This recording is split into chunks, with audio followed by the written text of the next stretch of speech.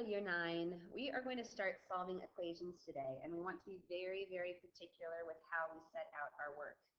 So we are beginning with one-step equations, and just think about what the word equation really means. The word equation starts with EQU, which really comes from equate. So when you make two items equal to each other, you're saying that the left-hand side, so this left side, is equal or the same as the right-hand side. Okay? So if you had a scale, you would say that both, if you have an old-fashioned scale, I guess, you'd say that two things weigh the same amount. With an equation, we're saying that both sides, the left side and the right side, are both equaling the same amount. Now, if I have equivalent equations, that means we're really saying that our equations are the same. So for example, if I had 2x equal to 4, so 2 times some number equals 4, you would be able to tell me that x is equal to 2 in this case. Well, 2x equals 4 would be equivalent to, let's say, 6x equals 12. So 6 times some number equals 12. And again, you guys would tell me that x equals 2. So in both of these cases, x is equal to 2. So we have equivalent equations. So when we wind up having the same x value, that would make the equations true. You're saying that both left-hand sides are equivalent or equal to the right-hand side, and these two equations would be equivalent to each other. All right, so we're going to go ahead and try to solve an equation, and there are two steps I want you to follow every single time. Do not let me see your work without these two steps. I want you to determine what is happening to x, and then we're going to do the opposite, okay? So for example, our first problem says x minus 4 equals 10. When we are asked to solve an equation, you actually want to end with x equals something. And I know you guys could guess and check. You might already know what x has to be, so that if you minus 4, you get 10. However, what I need you guys to do is actually show you're working for it. So I will not accept your work without showing you working. If you think about x, what's happening to x is that you're subtracting 4 from it to get 10. So here's my thinking. I think I'm subtracting 4. So what I'm going to wind up doing is the opposite. Since I'm subtracting 4, I'm going to wind up adding 4 to both sides of my equation in order to get my next step. If I add 4, so notice where my equal sign is. I'll put that down. If I add 4 to 10, I'm going to get 14. If I add 4 to x minus 4, my minus 4 and my plus 4 will add to make 0. So all I have left is x. So by following those two steps, I have solved for x.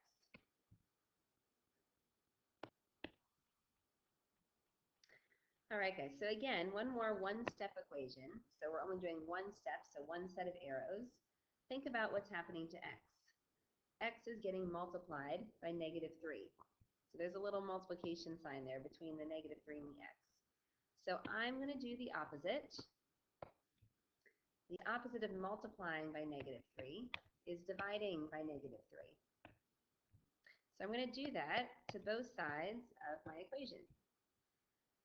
So if I divide 12 by negative 3, I'll get negative 4. And if I divide negative 3x by negative 3, well, negative 3 divided by negative 3 makes 1. So I wind up with just 1x. And remember, when you have a 1 in front of your x, you can just write it as x equals negative 4. All right? So again, these are just one-step equations, so I only have to do one operation in order to get my x by itself.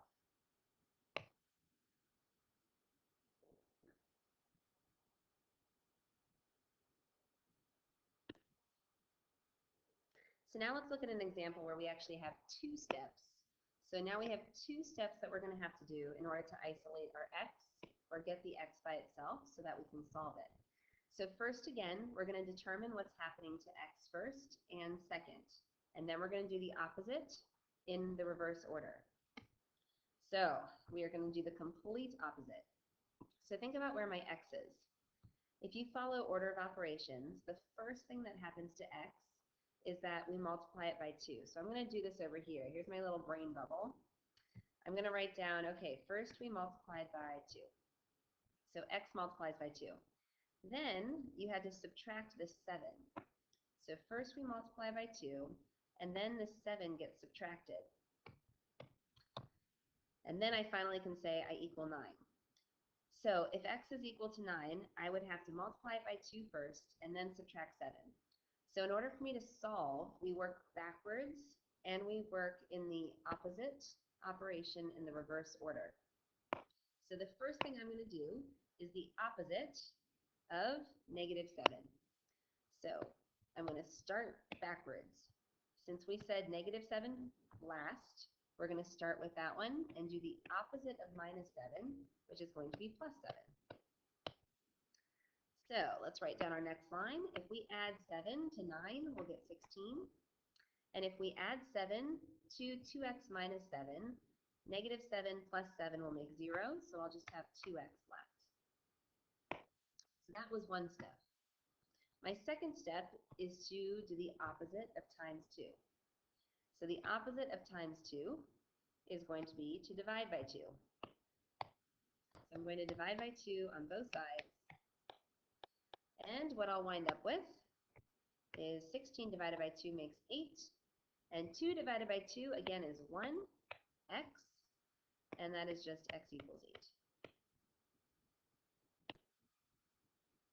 All right, guys, let's try one last example. You're welcome to pause the video and try this one on your own. I'm going to go into my little brain bubble on the side. The first thing that happens to x is that it gets this negative put in front of it. So really there's a negative 1 there. So the first thing that happens to x is it gets multiplied by negative 1. And we have to recognize that x is not automatically negative unless it gets multiplied by negative 1. Then the next thing is that it has this 5 that gets added onto it. So then we added 5. And then we can say we equal 6. So now let's work these steps backwards and use the opposite operation. So I'm going to start with the 5, and since it was plus 5, I'm going to do opposite, and I'm going to say I'm going to minus 5 on both sides. So 6 minus 5 gives us 1. 5 minus x, and then if I subtract 5, that means I can put my 5's together. So 5 minus 5 will make 0. So all I have left is the negative x. Remember, there's a 1 in front of the x whenever you don't see a number there. So now I'm going to do the opposite of times negative 1, and I'm going to divide by negative 1.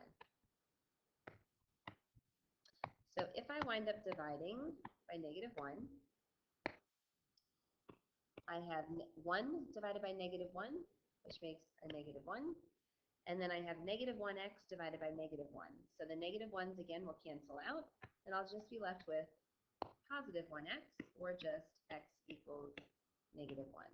And that would be my final answer. All right, I can always check my work by subbing back in. So if I take that negative 1x and I substitute it back in, so let's say I want to check my work, I could say 5 minus negative 1. Does that actually equal 6? I know that a minus times a minus makes a positive, so we get 6 equals 6, so I know I was correct.